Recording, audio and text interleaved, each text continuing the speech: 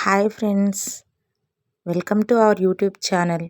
మొన్న మనం జాతర గురించి తెలుసుకున్నాం కదండి, నల్లగొండ జాతర గురించి. ఈరోజు శ్రీ లక్ష్మీ నరసింహస్వామి వారి ఆలయం గురించి, మహత్యం గురించి తెలుసుకుందాం. తెలంగాణ రాష్ట్రంలోని జగిత్యాల జిల్లా కొడిమ్యాల మండలం నల్లగొండలో ఈ లక్ష్మీ నరసింహస్వామి టెంపుల్ ఉందండి. ఈ గుడికి 300 సంవత్సరాల చరిత్ర ఉంది. పూర్వకాలంలో విలసాగర్ గ్రామంలో నివాసం ఉండే రామాచార్య లక్ష్మణాచార్య అనే అన్నదమ్ములండి ఇక్కడికి కట్టెల కోసం వచ్చారంట. వాళ్ళిద్దరికీ స్వామివారు కలలో కనిపించి ఇక్కడ గుడి కట్టమని చెప్పారంట. సో వాళ్ళిద్దరూ కలిసి చందాలు వేసుకొని గుడిని కట్టారండి. ఇక్కడ చూడండి, పైన ఉంది, గుట్ట పైన టెంపుల్. అక్కడికి మెట్లెక్కి వెళ్ళాలండి. రోడ్డు కూడా ఉంటుంది, కానీ అది బైక్ పైన వెళ్ళే అంత చిన్నగా ఉంటుంది, చాలా ప్రమాదంగా ఉంటుంది కూడా. పైన గుళ్ళో శ్రీ లక్ష్మీ నరసింహస్వామి నివాసమై ఉంటారండి విగ్రహం రూపంలో.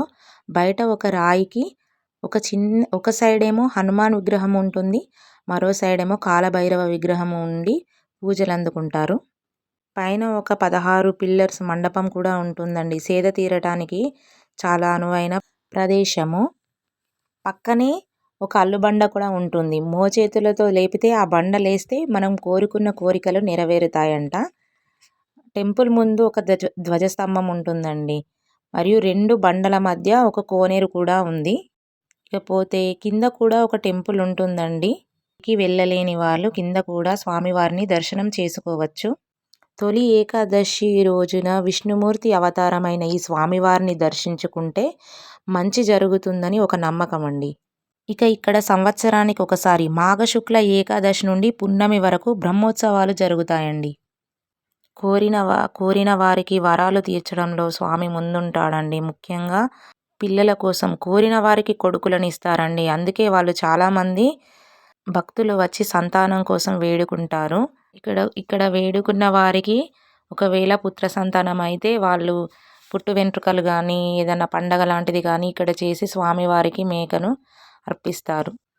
కరీంనగర్ ప్రాంతంలోని లేదా వేములవాడ ప్రాంతంలోని మొదటి పెళ్ళి విఫలమైన చాలామందికి రెండవ పెళ్ళి నల్లగొండలోనే జరుగుతుందండి.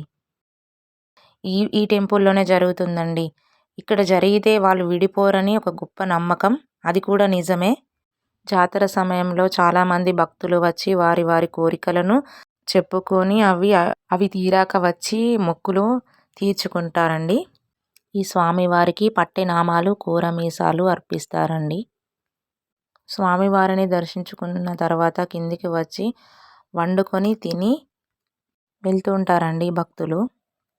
ఓకేనండి, ఈ వీడియో మీకు అందరికీ నచ్చితే లైక్ చేయండి, ఇంకొంతమందికి షేర్ చేయండి, నా ఛానల్ని సబ్స్క్రైబ్ చేయండి.